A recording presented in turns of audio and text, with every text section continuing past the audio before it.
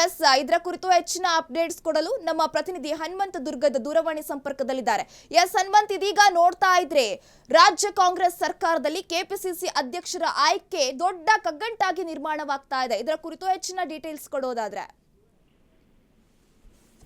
ಈಗಾಗಲೇ ಕಾಂಗ್ರೆಸ್ನಲ್ಲಿ ಶುರುವಾದಂತಹ ಬಣ ಬಡಿದಾಟ, ಅದರ ಜೊತೆಗೆ ಕೆಪಿಸಿಸಿ ಅಧ್ಯಕ್ಷರ ಬದಲಾವಣೆ ವಿಚಾರ ಏನಿದೆ ಅದು ಸಾಕಷ್ಟು ಚರ್ಚೆಗೆ ರಾಜ್ಯ ರಾಜಕಾರಣದಲ್ಲಿ ಶುರು ಮಾಡಿರುವಂತ ಚರ್ಚೆಯನ್ನ, ಮತ್ತೊಂದು ಕಡೆಗೆ ಸೂಕ್ತ ಒಂದು ಸಾಮರ್ಥ್ಯ ಇರುವಂತಹ ಸೂಕ್ತ ನಾಯಕರನ್ನ ಹುಡುಕಾಟವನ್ನು ಮಾಡುವಂತದ್ದು ಹೈಕಮಾಂಡ್ ಮುಂದಾಗಿದೆ. ಯಾಕಂತಂದ ಹೇಳಿದ್ರೆ ಈಗಾಗ್ಲೇನೆ ಕಳೆದ ವಿಧಾನಸಭೆ ಚುನಾವಣೆಯ ಸಂದರ್ಭದಲ್ಲಿ ಡಿ.ಕೆ. ಶಿವಕುಮಾರ್ ಅವರ ಸಂಘಟನೆ ಮತ್ತು ಆ ಒಂದು ಸಿದ್ದರಾಮಯ್ಯ ಅವರ ಪಾಪ್ಯುಲಾರಿಟಿ ಸೇರಿದಂತೆ ಸಂಘಟನಾತ್ಮಕ ಚಟುವಟಿಕೆಗಳಿಂದ ಪಕ್ಷ ಕ್ರಿಯಾಶೀಲವಾಗಿ ಸರ್ಕಾರ ರಚನೆ ಮಾಡಿದೆ. ಅಂತದ್ದೇ ಸಾಮರ್ಥ್ಯ ಇರುವಂತಹ ಒಂದು ಇಡೀ ರಾಜ್ಯಾದ್ಯಂತ ಮತಗಳನ್ನ ತರುವಂತ ಶಕ್ತಿ ಇರುವಂತಹ ನಾಯಕರಾಗಿರ್ಬೇಕು. ಜೊತೆಗೆ ಅವರಿಗೆ ಸಂಘಟನಾತ್ಮಕ ಒಂದಷ್ಟು ಚಿಂತನೆಗಳಿರ್ಬೇಕು. ಸಂಘಟನೆಯನ್ನ ಮುನ್ನಡೆಸುವಂತ ಸಾಮರ್ಥ್ಯ ಇರುವಂತ ನಾಯಕರನ್ನ ಎಐಸಿಸಿ ಹುಡುಕ್ತಾ ಇರುವಂತದ್ದು. ಆ ಕಾರಣಕ್ಕಾಗಿನೇ ಡಿ.ಕೆ. ಶಿವಕುಮಾರ್ ಅವರ ನಂತರ ಯಾರು ಅನ್ನುವಂತ ಒಂದಷ್ಟು ಪ್ರಶ್ನೆಗಳು ಉದ್ಭವ ಆಗಿರುವಂತದ್ದು. ಆದ್ರೆ ರೇಸ್ ನಲ್ಲಿ ಅನೇಕ ಜನ ಇದ್ದಾರೆ.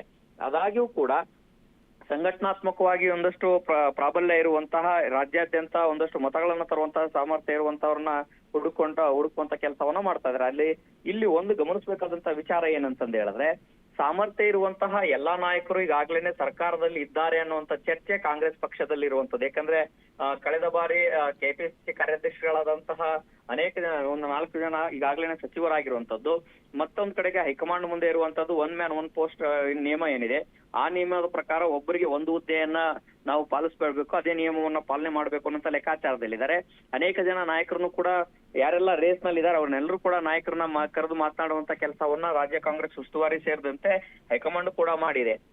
ಒಂದು ಸಚಿವ ಸ್ಥಾನವನ್ನ ಬಿಡಿ, ಇಲ್ಲ ಅಂತಂದ ಹೇಳಿದ್ರೆ ಕೆಪಿಸಿಸಿ ಸ್ಥಾನವನ್ನ ಅಲಂಕರಿಸಿ ಅನ್ನೋ ರೀತಿಯಲ್ಲಿ ಒಂದು ಹುದ್ದೆಯನ್ನ ಬಿಟ್ಟು ಇನ್ನೊಂದು ಹುದ್ದೆಯನ್ನ ಅಲಂಕರಿಸಿ ಅನ್ನುವಂತ ಮಾತುಗಳನ್ನ ಹೈಕಮಾಂಡ್ ಹೇಳ್ತಾ ಇದೆ. ಆದ್ರೆ ಆ ರೇಸ್ ನಲ್ಲಿರುವಂತ ಯಾರೊಬ್ರು ಕೂಡ ಸಚಿವ ಸ್ಥಾನ ಬಿಡ್ಲಿಕ್ಕೆ ತಯಾರಿಲ್ಲ. ಸಚಿವ ಸ್ಥಾನದ ಜೊತೆಗೆ ಕೆಪಿಸಿಸಿ ಅಧ್ಯಕ್ಷ ಸ್ಥಾನ ಕೊಟ್ರೆ ಮುನ್ನಡೆಸ್ತೇವೆ ಅನ್ನುವಂತ ಮಾತುಗಳನ್ನ ಆಡ್ತಾ ಇರುವಂತ ಹಿನ್ನೆಲೆಯಲ್ಲಿ ಮನವೊಲಿಕೆಗೆ ಇನ್ನೂ ಕೂಡ ಹೈಕಮಾಂಡ್ ಒಂದಷ್ಟು ಪ್ರಯತ್ನಗಳನ್ನ ಮಾಡ್ತಾ ಇದೆ. ಆದ್ರೆ ಅಂತಿಮವಾಗಿ ಇಲ್ಲಿ ಕೆಪಿಸಿಸಿ ಬದಲಾವಣೆ ವಿಚಾರದ ಜೊತೆಗೆ ಬಣ ಬಡಿದಾಟವೂ ಜೋರಾಗಿರುವಂತದ್ದು. ಡಿ.ಕೆ. ಶಿವಕುಮಾರ್ ಅವ್ರನ್ನ ಹಣಿಬೇಕು ಅನ್ನುವಂತ ಕಾರಣಕ್ಕಾಗಿನೇ ಒಂದಷ್ಟು ಸಚಿವರೆಲ್ಲರೂ ಕೂಡ ಸತೀಶ್ ಜಾರಕಿಹೊಳಿ ಅವರಾಗಿರ್ಬೋದು, ಕೆ.ಎನ್. ರಾಜಣ್ಣ ಆಗಿರ್ಬೋದು, ಮಹದೇವಪ್ಪ ಅವರಾಗಿರ್ಬೋದು 1 ಮ್ಯಾನ್ 1 ಪೋಸ್ಟ್ ವಿಚಾರವನ್ನ ಪದೇ ಚರ್ಚೆ ಮುನ್ನೆಲೆಗೆ ತರ್ತಾ ಇದ್ರು. ಈಗ ಹೈಕಮಾಂಡ್ ಕೂಡ ಎಚ್ಚರಿಕೆ ಸಂದೇಶವನ್ನ ಕೊಟ್ಟಿದೆ.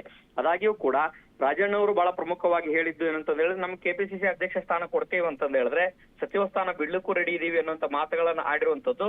ಮತ್ತೆ ಆ ಕಡೆಗೆ ಡಿ.ಕೆ. ಶಿವಕುಮಾರ್ ಅವರು ಕೂಡ ತಮ್ಮ ನಂತರದಲ್ಲಿ ಪಕ್ಷದ ಹಿಡಿತವನ್ನ ಮುನ್ನಡೆಸಬೇಕು ಅನ್ನುವಂತ ಲೆಕ್ಕಾಚಾರದಲ್ಲಿ ತಮ್ಮ ಸಹೋದರ ಡಿ.ಕೆ. ಸುರೇಶ್ ಅವರ ಹೆಸರು ಕೂಡ ಚರ್ಚೆ ಮುನ್ನೆಲೆಗೆ ತರುವಂತ ಪ್ರಯತ್ನಗಳನ್ನ ಮಾಡಿದ್ದಾರೆ ಅನ್ನುವಂತ ಮಾಹಿತಿ ಈಗ ನೋಡ್ತಾ ಇದ್ರೆ ರಾಜ್ಯ ಕಾಂಗ್ರೆಸ್ ಸರ್ಕಾರದಲ್ಲಿ ಮನೆಯೊಂದು 4 ಬಾಗ್ಲು ಆದಂಗೆ ಕಾಣಿಸ್ತಾ ಇದೆ. ಮುಂದಿನ ದಿನಗಳಲ್ಲಿ ಚುನಾವಣೆಗಳು ಕೂಡ ಹತ್ರ ಬರ್ತಾ ಇರೋದ್ರಿಂದ ಇದು ಪಕ್ಷಕ್ಕೆ ಯಾವ ರೀತಿ ಆಂತರಿಕ ಡ್ಯಾಮೇಜ್ ಆಗ್ಬಹುದು ಅಂತ?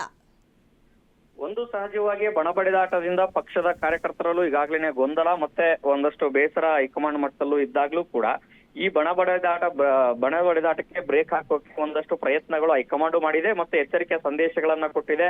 ಆದಾಗ್ಯೂ ಕೂಡ ನೇರವಾಗಿ ಶಿಸ್ತನ್ನ ಉಲ್ಲಂಘನೆ ಮಾಡಬೇಡಿ ಅನ್ನುವಂತ ವಾರ್ನಿಂಗ್ ಅನ್ನು ಕೂಡ ಕೊಟ್ಟಿದೆ. ಅದಂತ ಸಂದರ್ಭದಲ್ಲೂ ವಾರ್ನಿಂಗ್ ಕೊಟ್ಟಾಗ್ಲೂ ಕೂಡ ಈ ಮುನಿಸು ಏನಿದೆ, ಅಸಮಾಧಾನ ಏನಿದೆ, ಒಂದಲ್ಲ ಒಂದು ಸ್ವರೂಪವನ್ನ ಪಡೆದುಕೊಂಡು ಮತ್ತೆ ಹೊರಗಡೆ ಬರ್ತಾ ಇದೆ. ಸಹಜವಾಗಿ ಇದು ಪಕ್ಷದ ಮೇಲೆ ಡ್ಯಾಮೇಜ್ ಆಗುವಂತದ್ದು ಎಲ್ಲಾ ರೀತಿಯ ಸಾಧ್ಯತೆಗಳು ಇದಾವೆ. ಆದ್ರೆ ಅಂತಿಮವಾಗಿ ಇಲ್ಲಿ ಗಮನಿಸಬೇಕಾದಂತ ವಿಚಾರ ಏನಂತಂದ ಹೇಳಿದ್ರೆ, ಬಣದಲ್ಲಿ ಗುರುತಿಸಿಕೊಂಡಿರುವಂತ ಸಿಎಂ ಸಿದ್ದರಾಮಯ್ಯ ಅವರ ಬಣದಲ್ಲಿ ಗುರುತಿಸಿಕೊಂಡಿರುವಂತಹ ನಾಯಕರಿರ್ಬೋದು, ಡಿ.ಸಿ.ಎಂ ಡಿ.ಕೆ. ಶಿವಕುಮಾರ್ ಬಣದಲ್ಲಿ ಗುರುತಿಸಿಕೊಂಡಿರುವಂತಹ ನಾಯಕರಾಗಿರ್ಬೋದು, ಈ ಎರಡೂ ಬಣಗಳಲ್ಲಿ ಗುರುತಿಸಿಕೊಂಡಿರುವಂತಹ ನಾಯಕರು ತಮ್ಮದೇ ಆದಂತಹ ಶಕ್ತಿ ಸಾಮರ್ಥ್ಯ ಹೊಂದಿರುವಂತ ಕಾರಣಕ್ಕಾಗಿ ಅವರನ್ನು ವಿಶ್ವಾಸದ ಜೊತೆಗೆ ಈ ಅಸಮಾಧಾನವನ್ನ ಶಮನ ಮಾಡುವಂತ ಪ್ರಯತ್ನಕ್ಕೆ ಹೈಕಮಾಂಡ್ ಮುಂದಾಗಿರುವಂತದ್ದು. ಆ ಕಾರಣಕ್ಕಾಗಿ ಇದು ಮುಂದೆ ಯಾವ ಸ್ವರೂಪ ಪಡೆಯುತ್ತೆ ಅನ್ನೋದನ್ನ ಕಾದ್ ನೋಡ್ಬೇಕಾಗಿದೆ. Surabhi, okay, thank you Hanumanth ತಮ್ಮೆಲ್ಲ ಡೀಟೇಲ್ಸ್ಗೆ.